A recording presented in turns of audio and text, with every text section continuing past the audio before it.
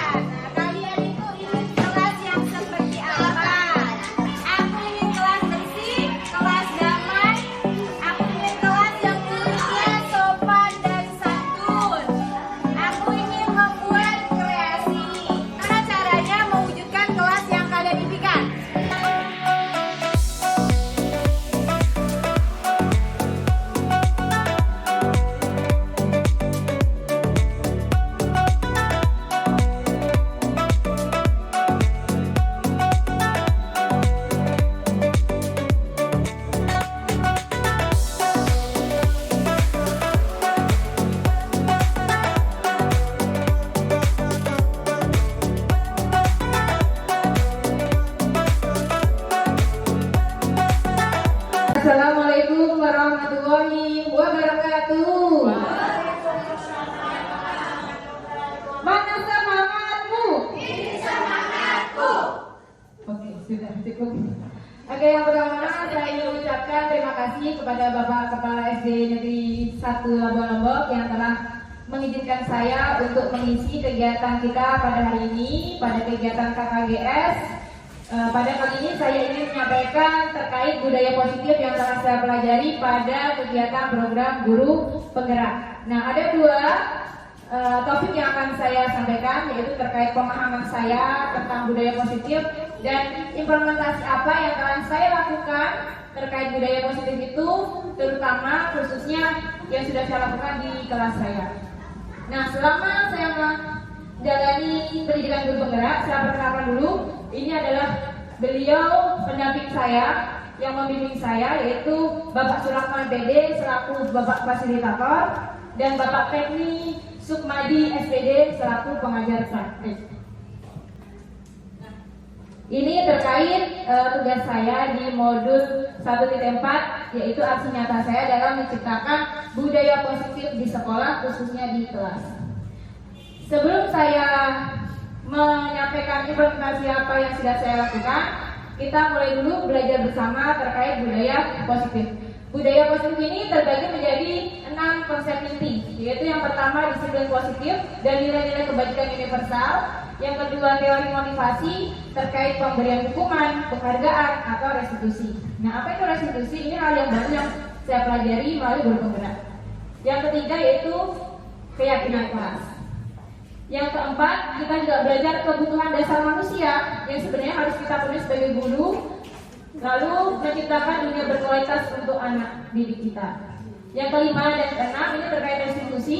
Di sini kita akan membahas lebih mendalam, yaitu terkait posisi kontrol, ada 5 macam, lalu tentang segitiga restitusi. Nah, ini adalah hal-hal yang baru yang saya pelajari di guru penggerak. Sangat banyak sekali ilmu dan pengalaman yang kita dapatkan ketika kita bergabung di guru penggerak. Oke, yang pertama, konsep intinya tadi adalah disiplin positif dan nilai-nilai kebajikan. Kita sering mendengar kata disiplin. Biasanya disiplin itu lebih ke kita aturan, gitu ya, mengontrol orang lain. Nah, di sini disiplin itu kita menanamkan anak untuk belajar mengontrol dirinya sendiri. Jadi dia dapat menggali potensi dari dalam dirinya sendiri dengan kontrol diri dari dalam dirinya sendiri, bukan karena peraturan-peraturan yang ada, gitu, ya. Nah, menjadi seseorang yang kita inginkan berdasarkan nilai-nilai yang kita hargai. Di sini terkait nilai-nilai keyakinan yang kita tanamkan pada diri siswa kita. Ini adalah gambaran keterkaitan antara konsep-konsep inti disiplin positif. Mungkin ini masih nanti kita akan jabarkan satu persatu ya. Di sini ada disiplin positif, di mana disiplin positif ini kita lihat ini terkait dari kontrol diri tadi kan. Nah, siapa yang bisa mengontrol diri kita? Diri kita sendiri, betul. Kita itu bisa nggak mengontrol diri orang lain? Tidak bisa. Begitu pula dengan siswa. Siswa bisa mengontrol dirinya ya ketika dia ingin mengontrol dirinya. Nah, di disiplin positif ini kita berusaha untuk menuntun anak menemukan kontrol dirinya dengan keyakinan-keyakinan yang kita tumbuhkan pada dirinya, gitu kan? Nah, ini terkait kontrol diri dari teori motivasi. Di sini kita akan belajar motivasi ekstrinsik dan intrinsik. Lalu tumbuhlah nilai-nilai kebajikan universal dan kita membentuk keyakinan kelas. Nah, sebagai guru kita memfasilitasi menjadikan diri kita mengambil peran kontrol. Ada 5 sebagai penghukum, pembuat rasa bersalah, teman, pemantau, dan manajer. Nah, nanti akan kita bahas satu persatu.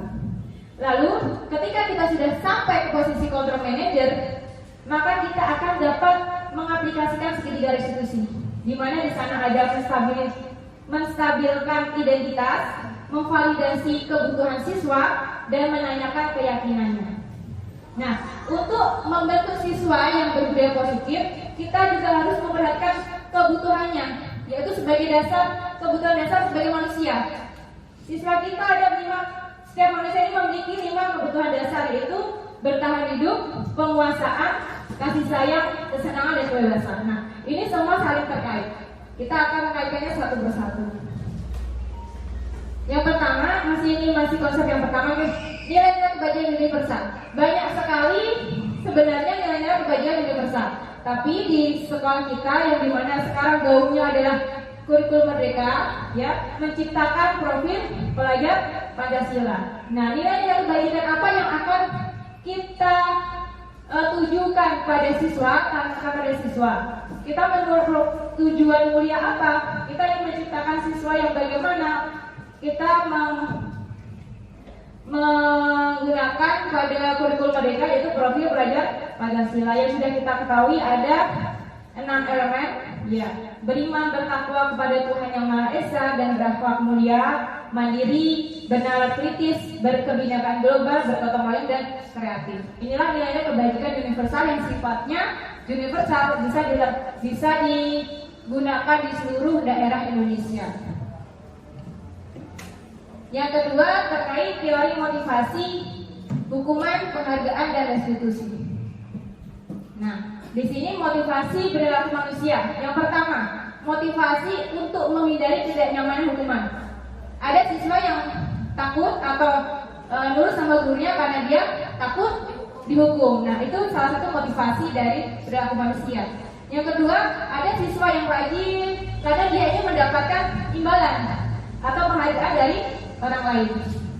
Yang ketiga, untuk menjadi dirinya, mereka ini menghargai diri sendiri dengan nilai-nilai yang mereka percaya. Memang mereka sadar untuk menjadikan dirinya menjadi pribadi yang baik. Nah, kira-kira mana tujuan yang paling baik kita tuntun anak untuk mencapai motivasi tersebut? Yang ke-1, kedua, ketiga?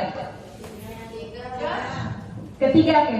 Nah, kita perhatikan dulu yang pertama sama kedua. Ini dia tumbuh dari dirinya sendiri atau dari luar? Dari luar, karena takut dihukum, karena ingin diberi penghargaan. Maka inilah motivasi eksternal atau masih dari luar, belum sadar dari dalam. Nah, motivasi ketiga ini yang kita usahakan sebagai pendidik untuk muncul pada diri anak-anak, yaitu motivasi dari dirinya sendiri. Maka dari itu kita lebih baik menghindari hukuman dan penghargaan yang berlebihan, gitu, agar motivasi internal bisa tumbuh pada murid kita. Apakah boleh memberikan apresiasi kalau seperti ini?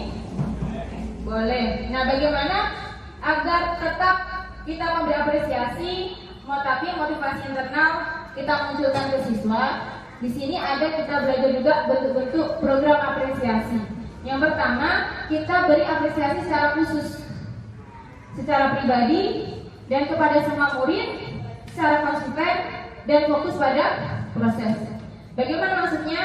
Jadi kita ini secara khusus pribadi kita tahu sebagai guru pendidik di kelas, kalau di guru kelas, siswa A awalnya dia kemampuannya seperti ini.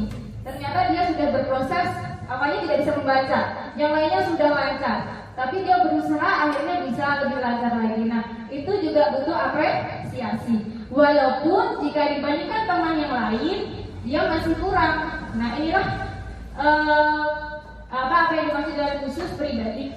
Dan jadi setiap individu kita pandang unik dan begitu ya. Jadi tidak membandingkan peserta didik yang satu dengan yang lainnya, tapi kita lihat prosesnya, proses belajarnya setiap individu. Begitulah kita memberikan apresiasi pada siswa kita. Nah, di sini ada beberapa tindakan. Mari kita sama-sama memilahnya. Mana yang merupakan hukuman dan konsekuensi. Kita sudah tahu hukuman, kalau orang yang salah kita hukum, gitu ya. Kalau konsekuensi, apa bedanya? Pertanggungjawabannya, lebih ke pertanggungjawaban. Jadi dia tidak melakukan apa, harus bertanggung jawab. Contohnya nomor 1, mencatat 100 kali di dalam buku kalimat saya tidak akan terlambat lagi. Ini merupakan hukuman atau konsekuensi? Hukuman. Dia terlambat disuruh menulis. Ada hukumannya nggak terlambat sama menulis?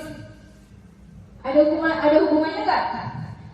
Tidak ada. Dia terlambat bukan gara-gara tidak mau menulis. Jadi ini tidak ada hukumannya, tidak ada hubungannya.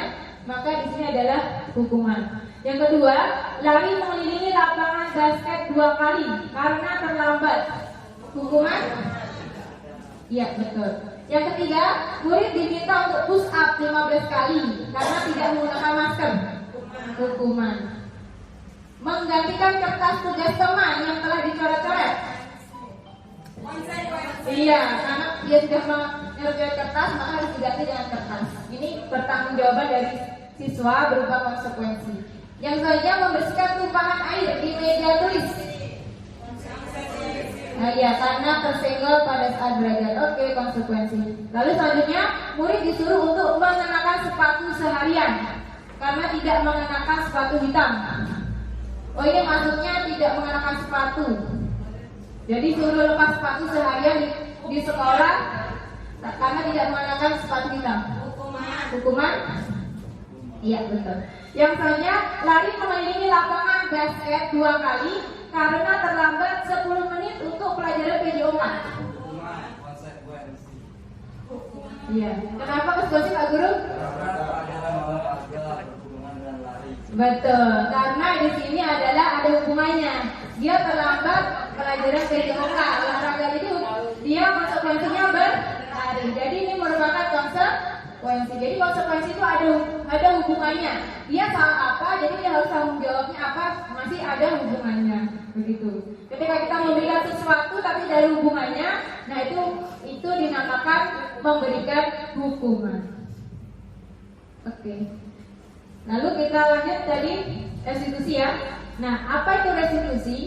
Restitusi adalah proses menciptakan kondisi bagi murid untuk memperbaiki kesalahan mereka sehingga mereka bisa kembali pada kelompok mereka dengan karakter yang lebih kuat. Restitusi membantu murid menjadi lebih memiliki tujuan, disiplin positif, dan memulihkan dirinya setelah berbuat salah. Restitusi bukan untuk menebus kesalahan, namun untuk belajar dari kesalahan. Nah, di sini restitusi itu proses membimbing anak untuk mencari solusi. Jadi bukan dari kita solusinya, tapi siswalah yang sadar akan kesalahannya dan bagaimana cara menyelesaikan, bagaimana cara memperbaiki kesalahan tersebut. Siswalah yang kita bimbing untuk menemukan solusi tersebut. Nah, ini kita ada tabel perbedaan hukuman dan konsekuensi restitusi.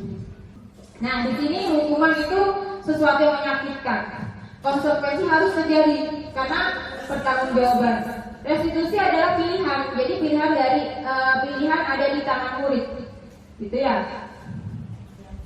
Nah, di sini ada hukuman itu seringnya atau selalu menyebabkan murid ini tidak nyaman. Siswa yang dihukum atau murid yang dihukum ini pasti tidak nyaman. Kadang bisa marah sama gurunya. Nah, kalau konsekuensi ini lebih netral, cuma tetap dia tidak sadar dari dalam dirinya. Sedangkan restitusi dia memberikan pilihan untuk murid menyelesaikan masalahnya dari keyakinan yang dia punya. Ini ya. Nah, di sini hukuman sistem tidak akan berjalan jika murid tidak takut. Konsekuensi memerlukan monitor, harus kita monitor dan kita supervisi terus ada guru. Jadi kalau tidak ada guru tidak akan bisa berjalan. Sedangkan restitusi, murid belajar bertanggung jawab untuk perilakunya karena kesadaran dari dalam dirinya. Nah, di sini terlihat dari contoh apa yang bisa kita sampaikan ya ketika kita memberi hukuman. Peraturannya adalah apa disebutkan di sana? Kamu harus begini. Nah, lalu kalau konsekuensi, apa peraturannya nak? Maukah kamu melakukannya? Jadi sudah baku dia konsekuensinya. Sedangkan restitusi, apa yang kamu yakini? Apa yang kamu langgar di sana? Apa yang kamu bisa lakukan untuk memperbaiki kesalahanmu? Gitu. Jadi kita bukannya membebaskan anak dari hukuman, tapi menuntun anak untuk menuntun dirinya untuk memperbaiki dirinya dari kesalahan yang telah dibuat.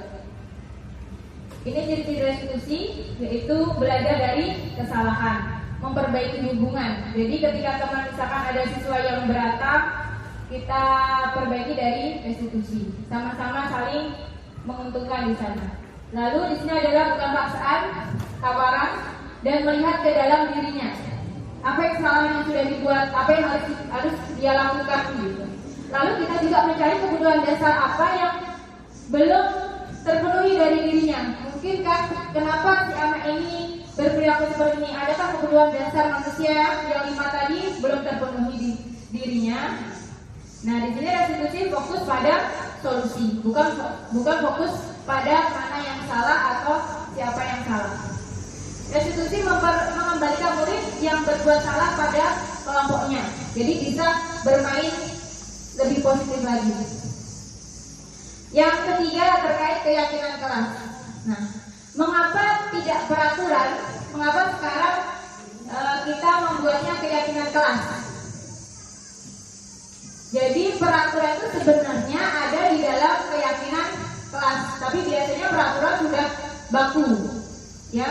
Kalau keyakinan keyakinan kelas kita buat bersama-sama dengan siswa. Karena apa bedanya dengan kesepakatan kelas? Kesepakatan kelas kita kan sepakat, satu kelas sepakat. Belum tentu yakin, betul nggak? Kalau kita yakin berarti kita percaya, kita akan amankan pada diri. Makanya sekarang namanya keyakinan kelas, gitu.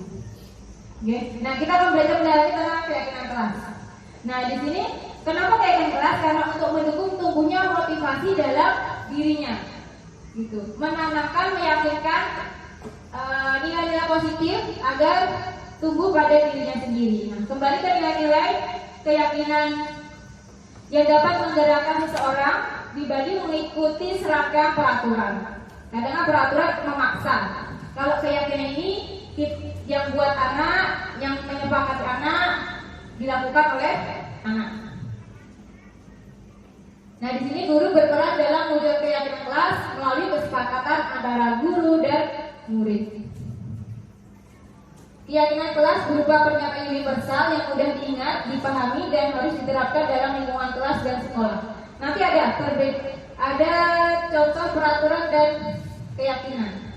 Nah, di sini, ini Bunda, ada perbedaan kesepakatan kelas dan keyakinan kelas. Contoh kesepakatan kelas: datang tepat waktu, mengucapkan salam, menjaga kebersihan sekolah, berdoa sebelum sesudah kegiatan, aktif dalam pembelajaran tertib. Ini yang sudah disepakati di kelas. Sedangkan keyakinan kelas ini kan tumbuh dari diri anak masing-masing. Maka objeknya kita tulis, gitu. Nah, kami murid yang saling menyayangi, kami murid yang semangat belajar, kami murid yang peduli dengan teman-teman. Jadi dia menanamkan dalam dirinya adalah yang seperti itu. Gitu. Jadi langsung dibidik subjeknya. Nah, ini contoh minggu kemarin saya buat. Sebelum membuat keyakinan kelas, saya angkat dulu kelas impian anak-anak. Anak-anak ingin kelas impian yang seperti apa? Ternyata anak-anak menuliskan beberapa dan banyak ada yang kembar. Saya tulis di pertama ngangkat kertas di papan, lalu saya rapikan seperti ini. Salah satunya contohnya, aku ingin kelas yang muridnya sopan, santun, aku ingin kelas yang bersih, aku ingin kelas yang tertib, dan lain-lain. Nah, ini ada bisa menjadi pengingat anak. Katanya mau kelas yang seperti ini. Setelah anak menulis kelas impiannya, lalu saya menanyakan, untuk mewujudkan kelas impian ini kalian harus ngapain? Harus melakukan apa? Mereka mengatakan satu persatu. Lalu saya berikan lagi kertas, silakan tulis, kita buat keyakinan kelas. Kalian ini jadi murid seperti apa agar kelas kita terwujud seperti kelas impian kalian. Maka dari itu anak-anak menuliskan di sini, kami murid yang menghormati orang tua, kami murid yang sopan, dan lain-lain. Ini adalah contoh yang saya buat. Ini ada peraturan dan keyakinan kelas. Peraturan itu lebih spesifik. Jadi misalkan selalu kembalikan buku ke tempatnya. Ini kan wujud sikap apa mengembalikan buku ke tempatnya? Adalah ya disiplin, atau bisa juga tanggung jawab. Nah, di sini kalau di keyakinan kelas kita langsung umum, kami murid yang bertanggung jawab. Nah, bertanggung jawab itu kan banyak, gitu. Misalkan buang sampah pada tempatnya, mengembalikan barang pada tempatnya, gitu. Nah, itulah keyakinan kelas, tanggung jawab. Dilarang mengganggu orang lain. Keyakinan kelasnya adalah menghormati orang lain. Hadir di sekolah 15 menit sebelum pembelajaran dimulai. Bisa disiplin, bisa berkomitmen, menghormati orang lain. Jadi hanya salah satu contoh. Dilarang melakukan kekerasan.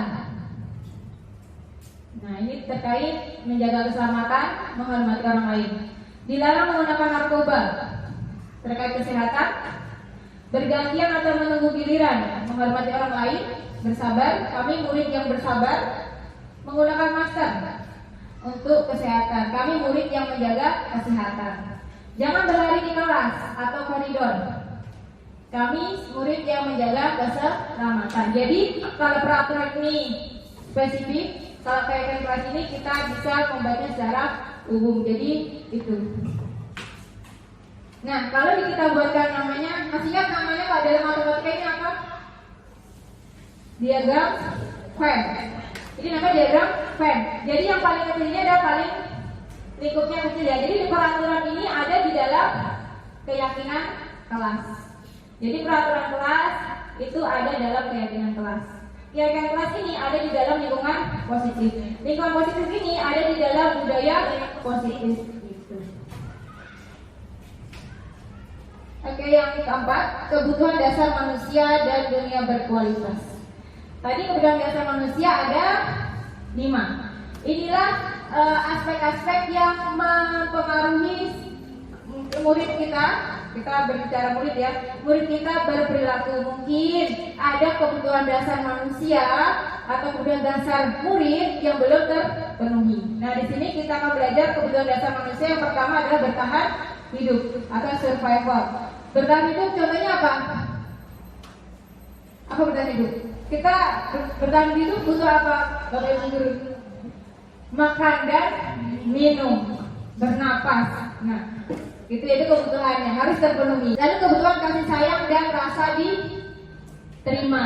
Nah, mungkin ada anak yang murung, kita bisa tahu apa? Kita bisa tanyakan kenapa murung. Lalu kebutuhan kedua adalah kesenangan. Kadang kita lihat anak di kelas kurang bersemangat dalam belajar. Nah, mungkin kebutuhan dasarnya tidak terpenuhi.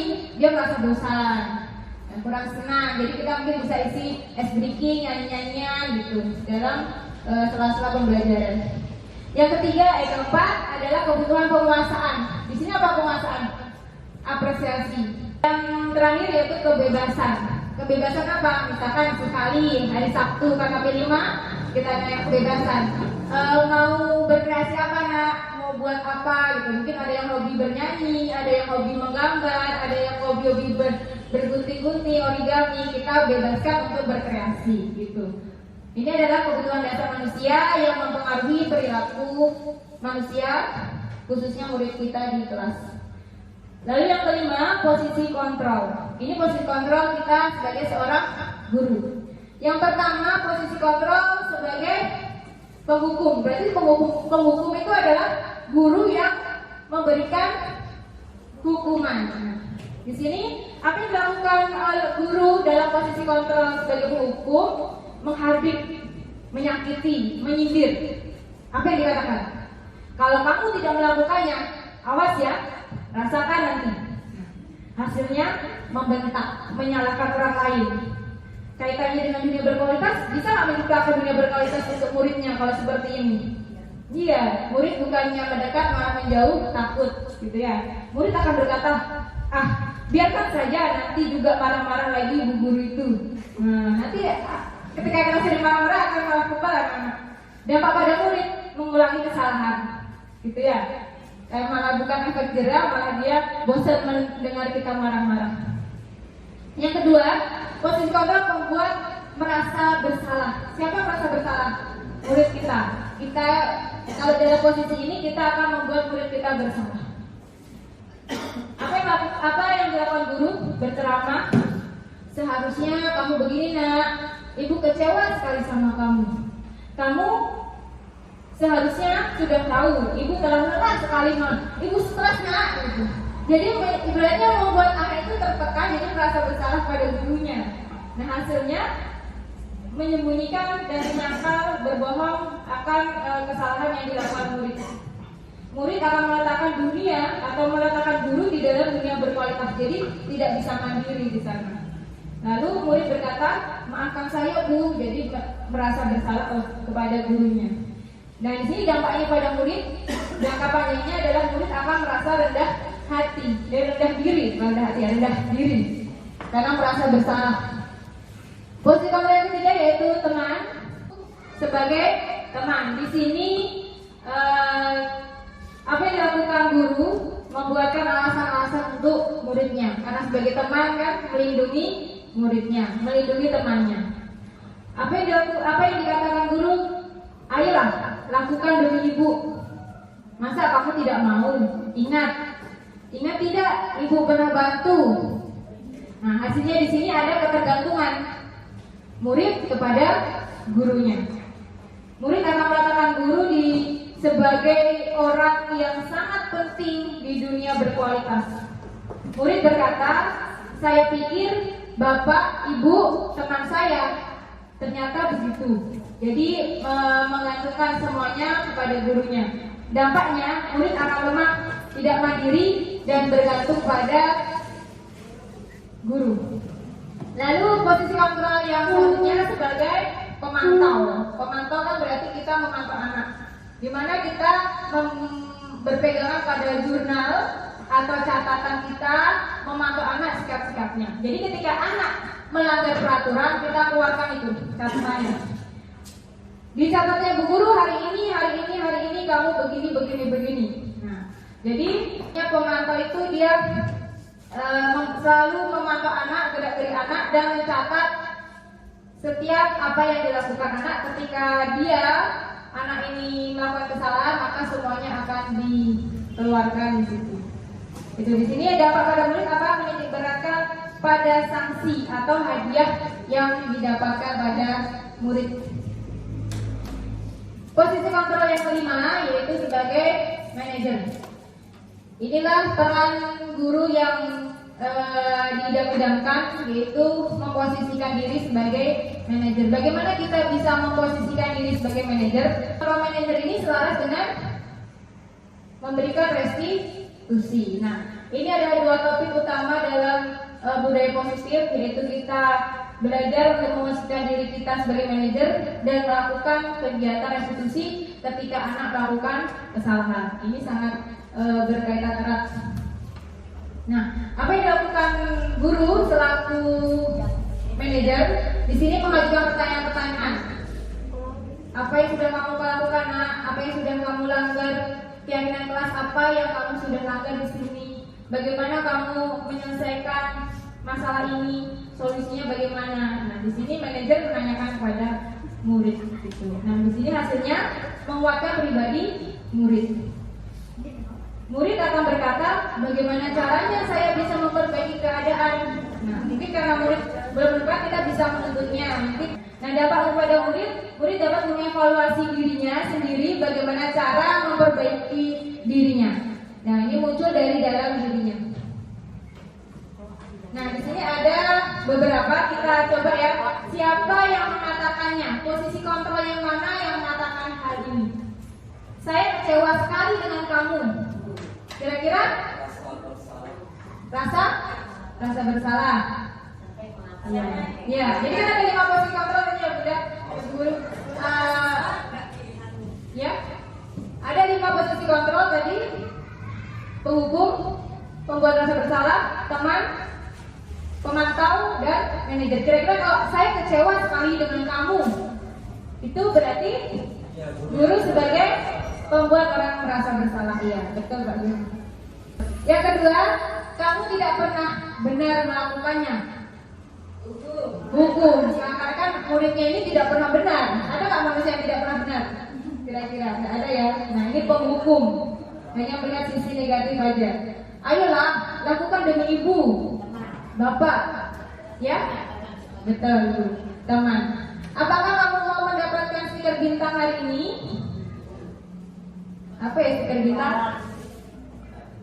Pemantau. Kan pemantau ada indikator, ada catatannya, ada stikernya atau catat bintangnya gitu ya.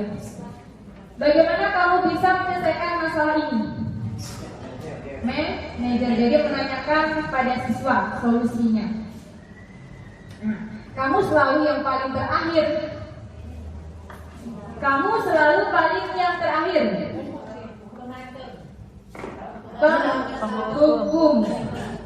Penghukum. Dia hanya melihat sisi negatifnya aja. Oke, dari sini Bapak Ibu udah memahami posisi kontrol terutama sebagai manajer. Nah, ini yang kita bidik. Kita sebagai guru bisa menanamkan diri kita, memposisikan diri kita, mengontrol diri kita sebagai manajer. Yang keenam, konsep misi budaya positif yaitu segitiga restitusi. Tadi kita sudah belajar restitusi bahwa proses menuntun anak dalam menemukan solusinya. Nah, di sini ketika guru mengambil posisi control manager, dia akan menggunakan segitiga restitusi untuk menuntun murid dalam menyelesaikan masalah.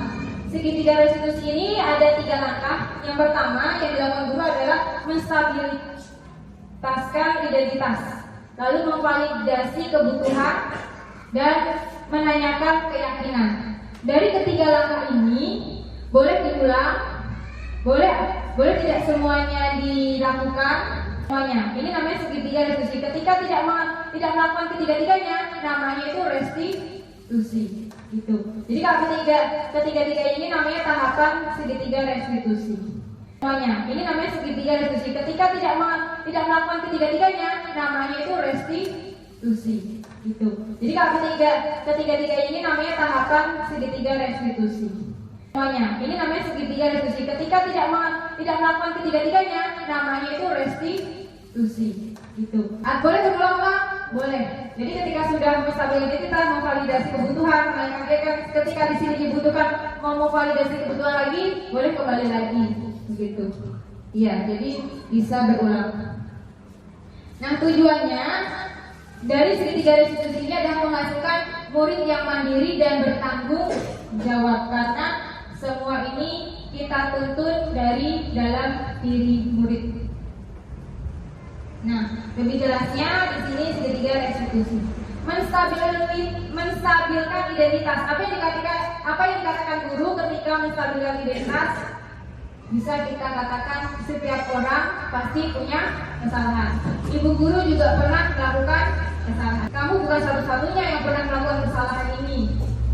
Selanjutnya ketika anak sudah kita stabilkan identitasnya, kita validasi kebutuhannya. Kamu tentu punya alasan kenapa kamu melakukan kesalahan ini. Nah, jadi anak-anak kita gali apa alasannya. Adakah cara yang lebih efektif untuk mendapatkan yang kamu butuhkan? Jadi ketika dia alasannya apa, ada nggak cara yang lebih baik yang bisa kamu lakukan selain kamu melakukan hal tersebut? Nah, ini namanya kegiatan validasi kebutuhan. Setelah itu, langkah yang ketiga menaikkan keyakinan. Nilai-nilai keyakinan apa yang berkaitan dengan kesalahanmu hari ini? Nilai keyakinan apa yang kamu langgar pada hari ini? Kita ingatkan lagi keyakinan kelas yang sudah mereka bikin, gitu ya. Kamu ingin jadi orang seperti apa? Jadi kita bangkitkan lagi impian apa yang mereka inginkan. Mereka ingin menjadi pribadi yang seperti apa, sehingga mereka sadar dari dalam dirinya. Lalu kita tanyakan, menurut kamu untuk memperbaiki permasalahan ini, kamu harus gimana? Apa yang bisa kamu lakukan? Gitu. Ini adalah langkah-langkah segitiga restitusi. Nah, ini penjabarannya. Menstabilkan identitas untuk membuat anak merasa gagal karena berbuat salah, kita membuatnya positif kembali. Sekarang anak kan sudah bersalah, mereka menarik dirinya. Nah, di sini kita membuat anak menjadi positif kembali. Berbuat salah itu hal yang manusiawi, nah. Tidak ada manusia yang sempurna. Bapak Ibu guru juga pernah salah. Kita pasti bisa menyelesaikan masalah ini. Bapak Ibu tidak tertarik untuk mencari siapa yang salah, tapi kita sama-sama akan mencari solusinya. Kalau kamu menyalahkan dirimu sendiri terus-menerus, apakah kamu bersikap baik pada dirimu sendiri? Jadi intinya kita berusaha untuk anak ini kembali ke dirinya yang lebih positif lagi. Setelah itu kita memvalidasi kebutuhan tadi ya. Yang bisa kita lakukan adalah kamu bisa saja kan melakukan hal yang lebih buruk, tapi kamu tidak melakukannya. Jadi kita berusaha anak ini bisa lebih percaya diri lagi. Kamu pasti punya alasan mengapa melakukannya. Apa yang penting bagi kamu? Kamu harus tetap berusaha menjaga sikap, tapi tambahkan sikap yang lain, yang baru dan yang lebih positif. Ini salah satu contoh yang bisa kita lakukan ketika memfasilitasi kebutuhan. Menanyakan keyakinan. Nah, apa nilai yang kita percaya di kelas? Nilai-nilai universal apa yang telah kita sepakati? Kelas yang ideal seperti apa yang kamu impikan kemarin? Kamu ingin jadi anak seperti apa? Apa yang kamu rasakan ketika kamu melakukan kesalahan tadi? Seperti itu. Apa solusi yang akan kamu lakukan? Gitu. Nah, ini tadi sudah terkait pemahaman budaya positif yang saya pahami selama saya mengikuti kegiatan guru penggerak. Ini lanjut ke aksi nyata saya. Untuk pemahaman konsep ada yang mau ditanyakan? Lanjut Bapak Ibu ya. Oke, aksi nyata saya ini menanamkan dan membiasakan budaya positif siswa melalui keyakinan kelas untuk mewujudkan murid berbudi pekerti yang luhur. Di mana sini latar belakangnya adalah filosofi pendidikan Ki Hajar Dewantara, di mana menuntut segala kodrat anak sesuai kodratnya untuk menjadi manusia yang mencapai keselamatan dan kebahagiaan yang setinggi-tingginya. Nah, dalam proses menuntut, anak perlu diberikan kebebasan dalam belajar berpikir. Dituntut kita sebagai pendidik menuntutnya agar bisa yang namanya merasakan pendidikan yang merdeka belajar. Ini adalah tema besar pendidikan kita saat ini, yaitu merdeka belajar, sejalan dengan filosofi pendidikan Ki Hajar Dewantara. Yang kedua, latar belakang aksi nyata saya yaitu pada UU nomor 20 tahun 2003 pasal 3 menyebutkan pendidikan nasional berfungsi mengembangkan dan membentuk watak serta peradaban bangsa yang bermartabat dalam rangka mencerdaskan kehidupan bangsa. Nah, ini juga sejalan dengan Ki Hajar Dewantara. Nah, dari dua latar belakang itu, filosofi Ki Hajar Dewantara dan tujuan pendidikan nasional, di sini melahirkan sebuah pedoman yang kita kenal adalah profil pelajar Pancasila untuk memantapkan pembentukan karakter dan pribadi anak sebagai perwujudan budaya positif. Nah, ini sebagai langkah awal untuk menerapkan atau mewujudkan budaya positif, saya mengangkat yaitu membuat keyakinan kelas. Nah, tujuannya untuk menumbuhkan budaya positif dengan keyakinan kelas, menumbuhkan nilai-nilai profil pelajar Pancasila pada diri peserta didik, menerapkan budaya positif agar menjadi pembiasaan dalam dirinya. Lalu menunjukkan keterlibatan murid dan dalam menentukan kelas yang diimpikan. Jadi siswa sendiri yang mengimpikan kelas yang seperti apa dan akan mewujudkannya sendiri. Lalu menemukan komunikasi efektif antara guru dan murid. Nah, sebagai tolak ukur tercapainya aksi nyata ini yaitu pertama, murid mampu membuat keyakinan kelas. Yang kedua, muncul motivasinya intrinsik melalui budaya positif dengan keyakinan kelas. Yang ketiga, melalui keyakinan kelas mereka dapat bertanggung jawab untuk menerapkan budaya positif hingga menjadi karakter dalam dirinya sendiri. Nah, di sini eliminasi aksi nyata saya. Pekan pertama saya melakukan orientasi yaitu membuat rancangan aksi nyata. Setelah kita membuat rancangan aksi nyata, saya di kelas menyusun keyakinan kelas. Nah, di sini keyakinan kelas ada 3 tahap. Yang pertama, saya menanyakan pendapat murid tentang permasalahan pembelajaran yang selama ini mereka rasakan di kelas. Yang kedua, menanyakan apa kelas impian mereka, lalu menyusunnya. Yang ketiga, baru kita menyusun keyakinan kelas yang mereka yakini. Lalu kita pekan kedua kita observasi mana yang sudah terlaksana atau mana yang perlu dikuatkan, mana yang belum terlaksana. Pekan ketiga saya melakukan refleksi, di mana di sana ada mungkin harus kita ubah, kita ingatkan kepada anak lagi, di mana pelaksanaan keyakinan kelas kita di dalam kelas. Lalu pekan ketiga, di sini belum ada fotonya karena pada pagi hari ini. Jadi saya pekan ketiga melakukan sesi diseminasi, yaitu berbagi pada Bapak Ibu semua. Dan di sini terkait pemahaman dan implementasi budaya positif. Di sini alur aksi nyata saya pada modul 1.4 ini. Nah, dukungan yang saya butuhkan yaitu dari kepala sekolah, dari warga sekolah, terutama Bapak Ibu guru dan orang tua siswa. Nah, masuk ke implementasi budaya positif, kita saksikan video. Untuk implementasi yang sudah saya lakukan, saya buat video. Jadi silahkan bisa disaksikan Bapak Ibu. Oke, kita lanjutkan ya. Setelah tadi terkait pemahaman budaya positif, yang kedua saya ingin menyampaikan implementasi saya dalam saya akan menampilkan sebuah video. Di sini saya mengangkat dua implementasi, yaitu keyakinan kelas dan restitusi. Di mana di dalam restitusi itu ada kita aplikasi posisi kontrol diri sebagai manajer dan pemenuhan kebutuhan dasar manusia. Oke, selamat menyaksikan Bapak Ibu guru.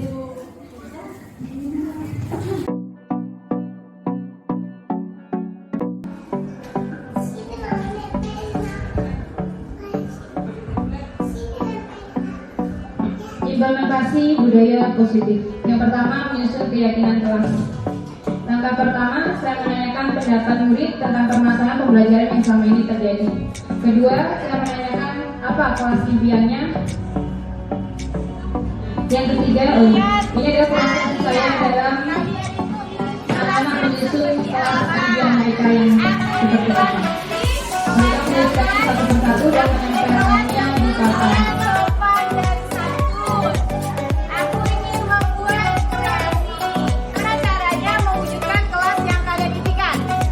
Nah, untuk mewujudkan kelas impian itu, kita perlu ada menyusun keyakinan kelas yang kita sepakati.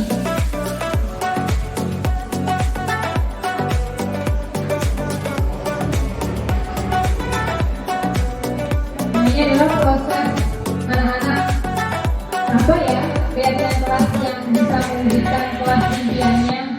Nah, mereka bisa berdiskusi, menuliskannya satu persatu dalam kelas yang dalam kertas yang sudah disediakan.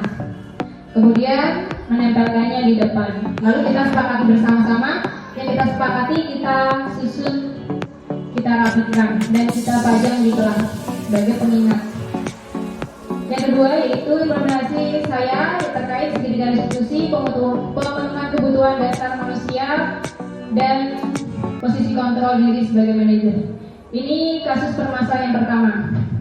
Ada siswa yang terlambat datang di kelas.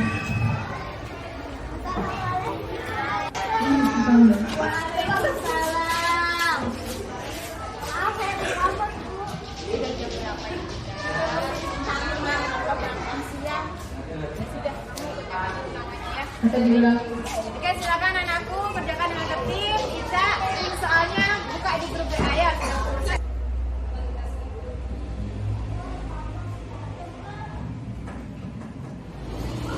Ketika dalam proyek saya baru saya lakukan pembinaan secara khusus siapa anaknya.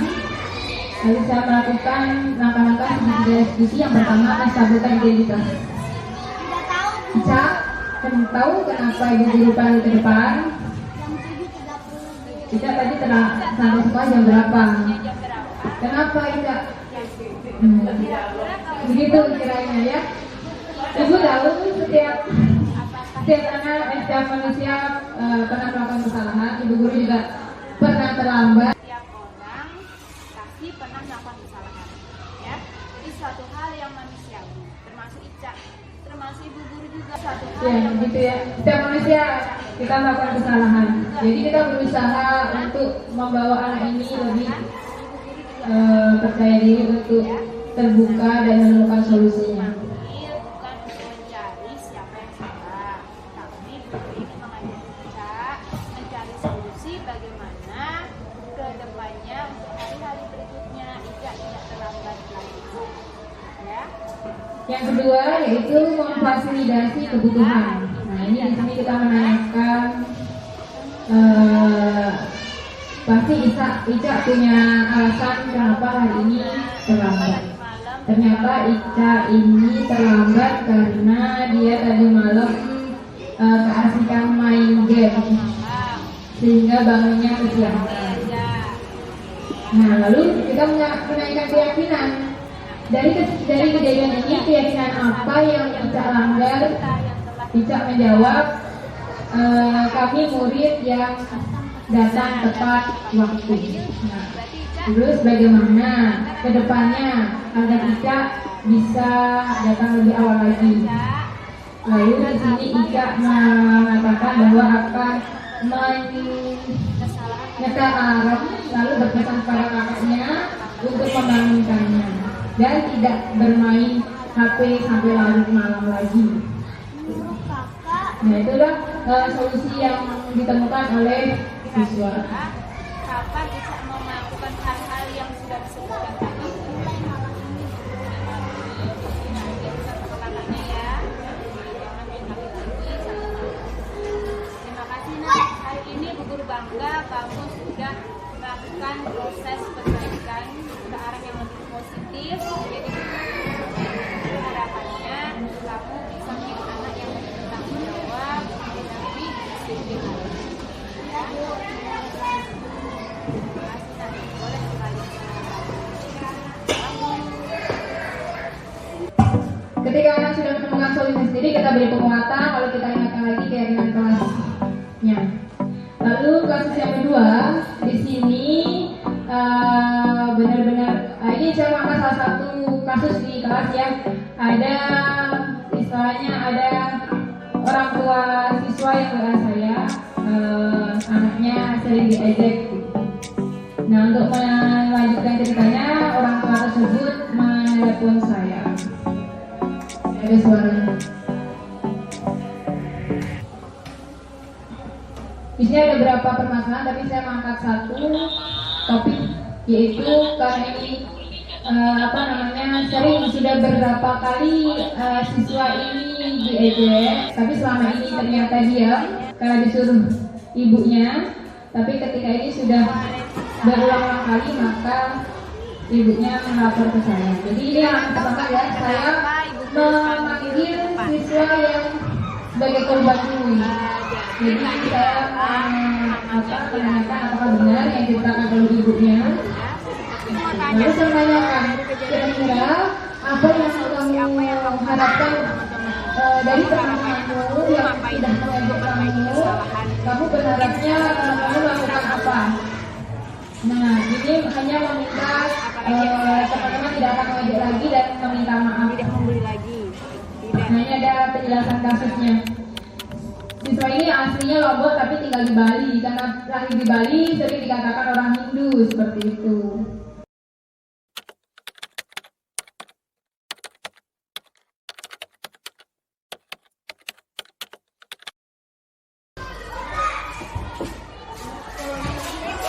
Waalaikumsalam warahmatullahi wabarakatuh.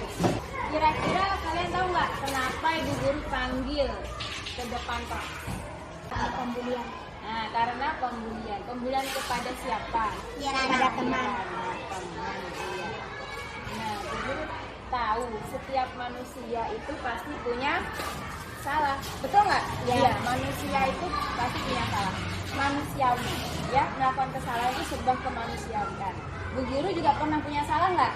Pernah. Sekarang Bu Guru tidak ingin bertanya siapa yang salah, tapi ingin mencari solusi dari masalah ini dengan harapannya ke depannya tidak ada permasalahan lagi, gitu ya. Nah, dulu tanya, alasan apa kok bisa kalian melakukan pembulian ini? Nah, yang kalian lakukan? Di Bali. Yang lahir di Bali, terus agamanya Hindu. Kenapa kalian ngomong seperti itu? Kenapa? Penasaran. Kalau penasaran itu harusnya kita apa? Bertanya atau mengatakan? Bertanya. Kalau penasaran bertanya. Kirana, kenapa kamu lahir di Bali? Ya.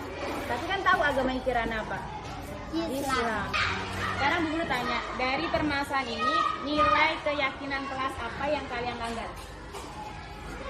Berteman dengan baik. Berteman dengan baik. Iya, jadi kita dalam satu sekolah, dalam satu kelas harus berteman dengan baik. Salah satunya yaitu tidak melakukan pembulian, tidak mengejek dan lain-lain. Gitu ya kan, sudah tahu kan yang kesepakatan yang sudah kita buat di awal kita bertemu gitu ya di kelas. Nah, sekarang Bu Guru tanya. Langkah ketiga yaitu menanyakan keyakinan kelas apa yang telah dilanggar mereka pada permasalahan ini, yaitu kami murid yang saling menghargai dan saling menyayangi. Kepada Saya menanyakan lalu bagaimana solusinya kalian yang akan lakukan untuk menyelesaikan masalah ini. Yang pertama, mereka bilang meminta maaf. Yang kedua, tidak akan mengejeknya lagi.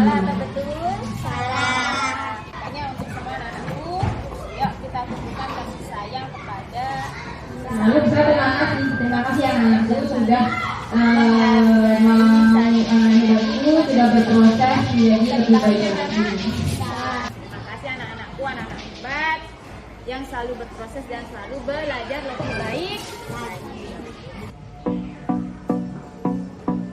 Nah, lalu ditutup dengan saling memaafkan.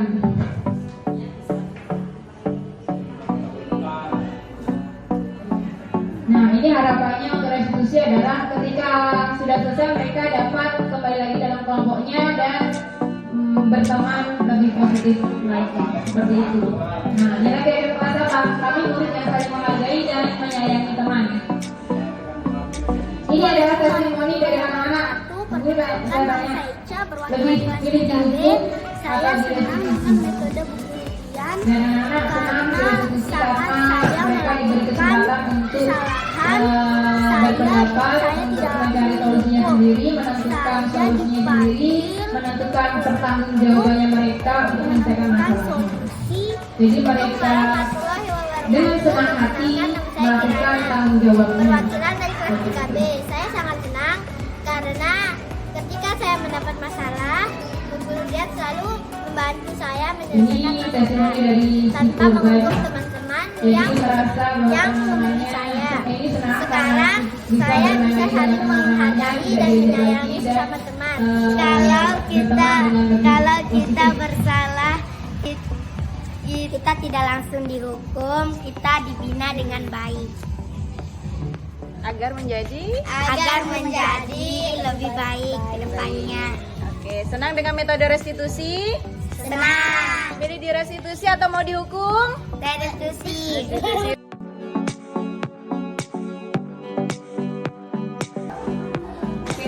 Begitulah implementasi saya terkait budaya positif di sekolah, khususnya di kelas. Memperbaiki kesalahan dari motivasi dalam diri, menciptakan karakter yang positif dan lebih kuat dari dalam diri murid. Begitu, terima kasih Bapak Ibu Guru telah menyaksikan aksi nyata saya. Saya tutup. Wabillahi taufiq wal hidayah. Wassalamualaikum warahmatullahi wabarakatuh.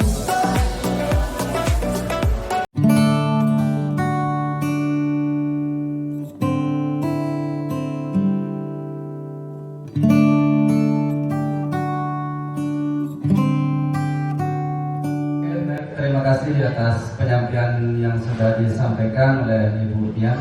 Sangat bermanfaat sekali kaitannya dengan budaya positif. Saya menyimak dari awal sampai akhir semua paparan yang sudah disampaikan tadi tentunya sangat bermanfaat bagi kita semua selaku guru dan perlu kita terapkan sama-sama di dalam kelas. Dari sisi penyampaian Ibu Dian tadi sangat bagus sekali, penyampaiannya bisa kita tangkap dan lugas, jelas, walaupun waktunya agak singkat. Mungkin itu testimoni dari saya. Terima kasih. Wassalamualaikum warahmatullahi wabarakatuh. Bismillahirrahmanirrahim. Assalamualaikum warahmatullahi wabarakatuh. Perkenalkan, nama saya Lalu Saufi. Saya guru agama kelas 1 sampai 6. Baik, dari penyampaian Ibu Guru Dian tadi, banyak hal yang bisa kita ambil pelajaran, terutama bagi kita yang berada di dalam kelas dan lebih-lebih nanti aplikasinya di luar kelas. Jadi di situ ternyata banyak hal yang sudah khususnya kepada diri saya sendiri, bahwa apa yang telah saya lakukan di dalam kelas, banyak sekali hal-hal yang ternyata agak sedikit berbelok-belok lah, gitu kan. Ternyata banyak yang tidak sesuai. Mungkin bagi saya sendiri mengamati diri saya sendiri, bahwa ternyata yang saya lakukan khususnya di kelas 1 ya, sehingga anak-anak itu ketika di dalam kelas banyak sekali yang tidak tenang. Nah, dari hal-hal yang seperti ini, dengan adanya penjelasan materi seperti ini, nanti mudah-mudahan bisa saya ambil pelajaran, bisa saya terapkan dalam di waktu saya mengajar. Terima kasih Ibu Dian telah banyak memberikan inspirasi bagi saya pribadi khususnya. Terima kasih. Hanya itu yang bisa saya sampaikan. Assalamualaikum warahmatullahi wabarakatuh. Pertama-tama saya ucapkan kepada Ibu Dian karena telah memanfaatkan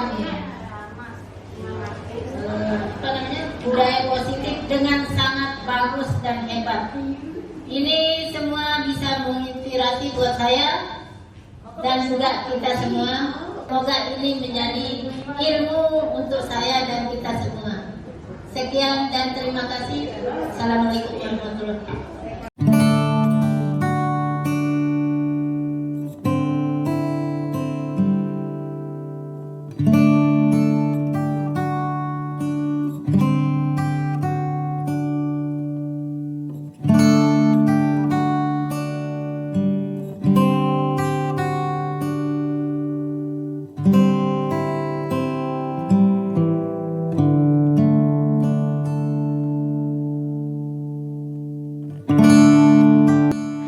Bapak Ibu guru hebat, demikianlah aksi nyata saya terkait budaya positif. Semoga bermanfaat. Jangan lupa like, share, komen, and subscribe ya. Salam tergerak, bergerak, menggerakkan. Mari belajar bersama. Wassalamualaikum warahmatullahi wabarakatuh.